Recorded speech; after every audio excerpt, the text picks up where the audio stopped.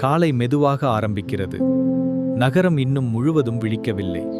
சிறிய ஒரு டீ கப்புடன் தனது நாளை தொடங்குகிறான்.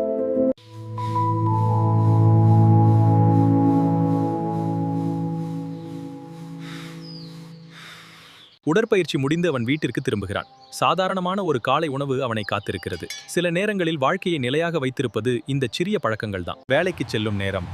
அவன் தனது பைக்கில் நகரத்தின் வழியாக செல்கிறான். சென்னை மெதுவாக விழித்துக்கொண்டு தன் தினசரி சத்தத்துக்கு திரும்புகிறது.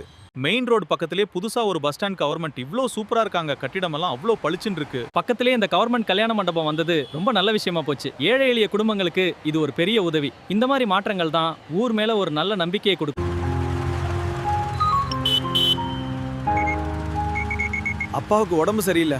அப்பா, இங்க இடம் இல்ல. பெஞ்சில பாதி பேர், மீதி பேர் தரையிலே உட்காந்துருக்காங்க. எனக்கு நடக்க முடியலடா, நேரம் ஆகிட்டே இருக்கு. இந்த இடமே சோர்வுல மூழ்கி இருக்குப்பா. பெரிய பெரிய விளம்பரம் மட்டும் குறையவே இல்ல. ஆனா உள்ள வந்து பார்த்தா நரகமா இருக்கு.